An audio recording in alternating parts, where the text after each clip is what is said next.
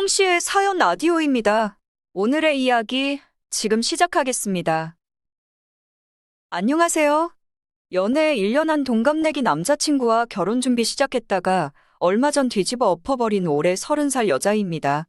거지근성이라고 말로만 들었지 제가 결혼까지 생각했던 남자친구가 바로 그런 사람일 거라고는 생각도 못해서 더 충격적이네요.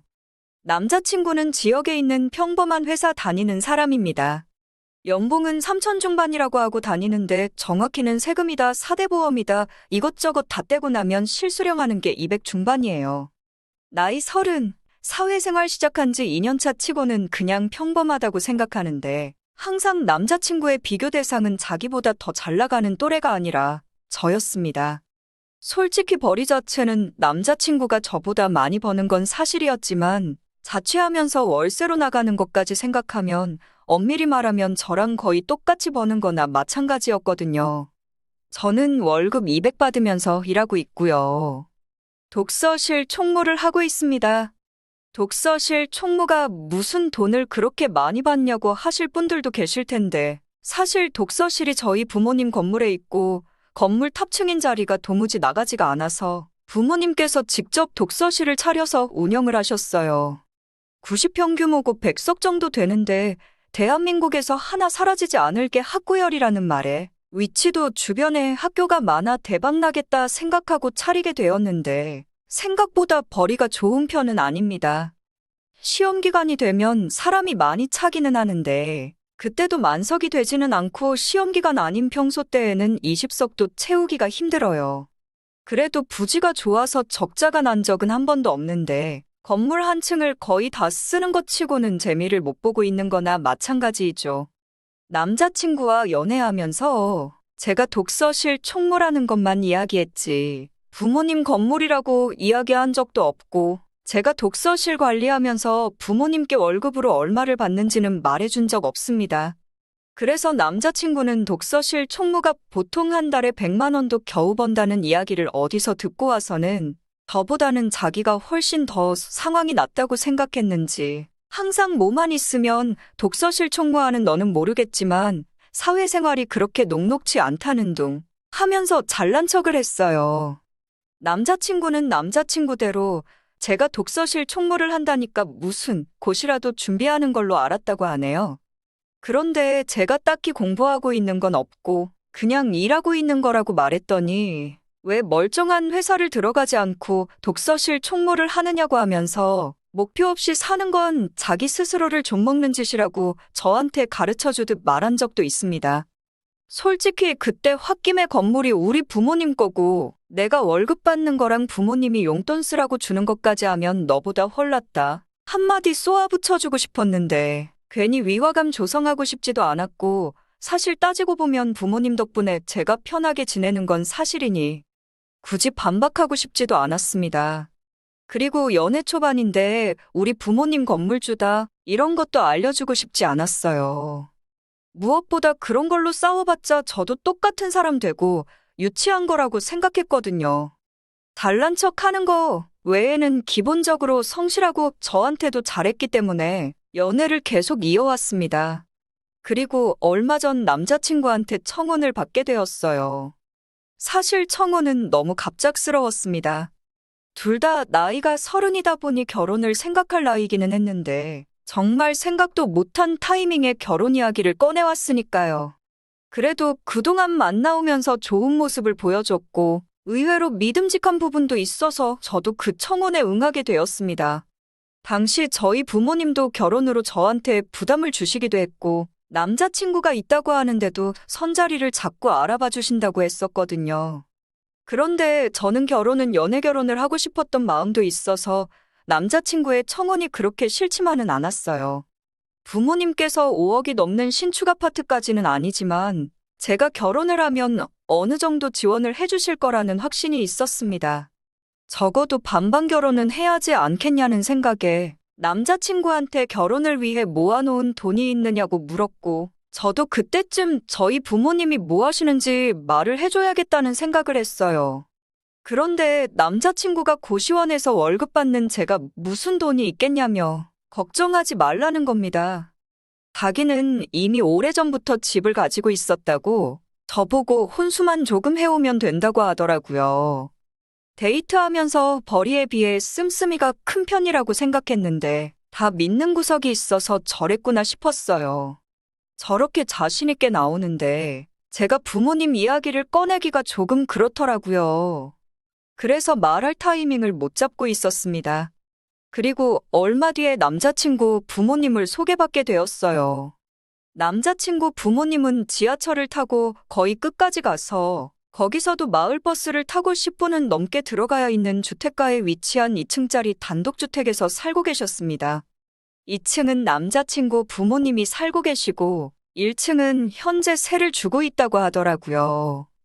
소음에 예민한 사람들이니 계단에서부터 조용히 올라오라고 저한테 말을 해주길래 그래서 알게 되었습니다. 남자친구 부모님은 저를 따뜻하게 맞아주셨어요. 저희 부모님에 대해서 물어보시면 그때라도 말을 할까 했는데 따로 물어보시지도 않더라고요. 이야기가 다 끝나갈 때쯤 남자친구 어머니께서 아랫집에 사는 사람들이 올 11월은 돼야 집을 비울 거라고. 그러니 결혼 날짜는 그 이후로 잡는 게 좋겠다고 하셨습니다. 저도 당장 번갯불에 콩 구워 먹듯 결혼식을 올릴 생각도 없었고 알아봐야 할 것도 많아서 결혼식은 내년 초쯤으로 생각하고 있었거든요. 그런데 제 결혼식과 아랫집에 새들어 사는 사람들이 도대체 무슨 상관이 있나 싶었습니다. 그러니 남자친구 어머니가 하는 말이 그래도 결혼식 올리고 나서 지낼 곳은 있어야 하는 거 아니냐고. 11월은 돼야 아래층이 비고 수리는 못해도 도배랑장판은 새로 해주시겠다고 하시는 거예요. 남자친구가 집이 이미 있다고 했다고 신혼살림은 그 집에 차리고 싶다고 대답을 했는데 남자친구가 중간에 껴들고는 집이 준비되어 있다고 했던 게 이 집 1층이라고 하더라고요. 더 이야기했다가는 남자친구 부모님 앞에서 큰 싸움으로 번질 것만 같아서 인사드리고 자리 마무리하고 밖에 나와서 따로 이야기를 했습니다. 남자친구한테 따로 집은 없었고 애초부터 부모님 집에서 같이 살 생각을 가지고 있었던 겁니다. 남자친구한테 그럼 처음부터 집이 있는 게 아니라 부모님 집에 얹혀서 살 계획이라고 말을 해주지 그랬냐고 따졌어요. 그러니 남자친구가 한다는 말이 1층이랑 2층이랑 따로 분리된 공간인데 그게 왜 얹혀 사는 거냐고 엄연히 서로 다른 집이라고 하는 겁니다. 지금도 새들어 사는 사람이 있는데 그 사람들이 지금 따로 살고 있는 거지. 우리 부모님 모시고 사는 게 아니지 않냐면서 궤변을 늘어놓더라고요. 같이 살고 모시고 살고 그런 걸 다 떠나서 부모님 댁 위치가 솔직히 마음에 들지 않는다고 했습니다. 종점에서 한참 더 버스를 타야 하는데 그러면 차 없는 제가 독서실 출퇴근하기도 너무 힘들지 않겠냐고 했어요. 그리고 당신한테야 부모님이지만 나한테는 시부모님이 되는 건데 아무리 1층, 2층이 분리되어 있다고 하더라도 같은 담장 한 지붕 아래에 있는 집인데 모시고 사는 거나 마찬가지 아니냐고 했습니다. 그러니 남자친구는 정색을 하면서 요즘 빚 없이 집을 가지고 시작하는 게 얼마나 유리한 건지는 알고 하는 소리냐고, 요즘 집값이 폭락하고 이자는 폭등하고 있는 것도 모르냐고 하는 겁니다. 그러니 아직도 독서실 총무나하고 있지 하면서 또 제 앞에서 잘난 척을 하는 거예요. 그것도 직장이라고 출퇴근 걱정을 하냐고, 결혼하면 출퇴근할 필요 없이 그냥 밥하고 빨래하고 하면 되는 거 아니냐고 하는 겁니다. 은연중에 저보고 시부모 모시고 살면서 집안일 하라는 속마음까지 뱉어버린 거예요. 그때 딱 알았습니다. 이 자식이 지금 달리 저랑 결혼을 하자는 게 다른 게 아니고 자기보다 월 수입 훨씬 적은 여자 찾아서 자기도 모아놓은 돈도 없고 쥐뿔도 없으니 시부모님 집에 얹혀 살면서 부모님 모시고 살며 식모 노릇할 수 있는 그런 사람을 찾고 있었던 거였어요. 제 배경을 잘 모르니까 그냥 독서실 총무한다는 말만 듣고 저를 딱 식모 정도로 생각했던 거고요. 그래서 혹시나 해서 떠보는 마음으로 그러면 시부모님 집에서 얹혀 살다가 집 살 돈이 모이면 그때 되면 독립할 생각이 있느냐 물어봤어요. 그랬더니 남자친구는 당연히 그럴 생각은 있다고 하면서도 자기가 지금 모아둔 돈이 따로 없고 생활비 하면서 집 살 돈 모을 것 생각하면 앞으로 최소 10년은 얹혀 살아야 하지 않겠냐고 하면서 그렇게 같이 사는 게 억울하면 제가 시내에 아파트 한 개 해오라고 하는 겁니다. 이때 이미 결혼이고 뭐고 뒤집어 버리기로 정했습니다. 제가 예상한 대로 모아놓은 돈은 쥐뿔도 없는 것 같고, 직장도 수입도 별 볼 일 없어 보이는 제가 남자친구 눈에는 식모로 삼기 딱 좋은 사냥감으로 보였을 거예요. 남자친구한테 처음으로 그때 부모님 건물에 대해 이야기했습니다. 제가 일하는 독서실도 부모님 소유고, 제가 독서실 총무일을 하고 있는 이후부터 아마 조만간 건물 전체를 제가 관리하게 되고, 월급도 지금의 몇 배는 더 받게 될 거라는 것들까지요.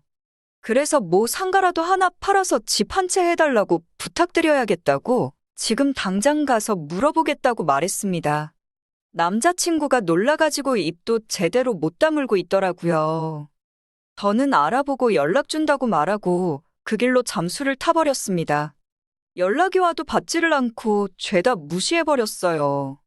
연애하는 동안 집까지 바래다 준 적도 없고 독서실까지 찾아온 적도 없으니 제가 어디에 있는지도 모르고 엄청 애가 탔을 거예요. 잠수 타고 2주쯤 지났나? 독서실 문이 열리고 누가 들어왔는데 그게 남자친구였습니다. 드디어 찾았다고 하면서 왜 이렇게 연락이 안 됐냐고, 한참 찾았다고 제 눈치를 보면서 말을 걸더라고요. 평소였으면 전화 안 받았다고 성질머리는 있는 대로 부렸을 건데 말이죠. 회사에 있을 시간인데 여기서 뭐 하냐고 물었더니 제가 걱정이 돼서 회사 휴가까지 내고 지역 내에 있는 모든 독서실을 하나씩 찾아보고 다니던 와중이라고 말하더라고요. 이 나이 먹고 독서실 총무나 하고 있는 내가 뭐가 소중해서 그 소중한 휴가까지 써서 찾으러 다녔냐고 말하니 우리 결혼해야 하지 않겠냐고 쩔쩔매기 시작했습니다. 헤어질 결심을 하고 나니까 그동안 잘 맞는다고 생각했던 남자친구가 그렇게 찌질해 보일 수가 없더라고요. 그래서 곰곰이 생각해보니까 너랑 결혼하면 나만 손해인 것 같고 그래서 그냥 안 하려고 그런다고 하고 헤어지자고 했습니다. 그리고 솔직히 내가 연락 끊겼을 때 눈치가 있었으면 네가 계획한 것들이나 행동들만 돌이켜봐도 당연히 내가 결혼이고 뭐고 뒤집어 엎어버린 거 알지 않았냐고. 자기가 차인 거 알고도 이렇게 휴가까지 써가면서 나 찾으러 다닌 거 좀 섬뜩하다고 했어요. 한 번만 더 이렇게 찾아오거나 집까지 알아내서 찾아오거나 하면 경찰에 스토커로 신고해버린다고 했습니다. 부모님 집에 얹혀 살 건 모시고 살 건 그건 네가 알아서 할 일인데 효도는 스스로 좀 하라고 했어요. 너랑 결혼할 여자도 앞으로 너한테 등골 쪽쪽 빨릴 너네 부모님도 불쌍하다고 쏟아내니 팩트 때문에 더 할 말이 없는지 꿀먹은 벙어리처럼 가만히 있다가 독서실 문 열고 나가더군요. 한동안은 집에 돌아갈 때 아버지가 마중을 나와주셨어요. 그래도 요즘 세상 흉흉한 게 있으니 혼자 집에 가긴 무섭더라고요. 다행히 한 달 동안 별일 없었고 그 뒤로도 연락도 없고 나름 안전이별했다고 생각합니다. 독서실은 지금 공용 오피스로 새로 개업을 하려고 알아보고 있어요. 부모님께서도 슬슬 저한테 건물 관리부터 맡기시려고 하는 걸 보니 은퇴를 준비하시는 것 같습니다. 한동안은 정신을 쏟을 일이 생겼으니 저한테는 잘된 일인 것 같아요. 속이 시커먼 거지근성 속물들보다는 행복하게 살기 위해 노력해야겠습니다.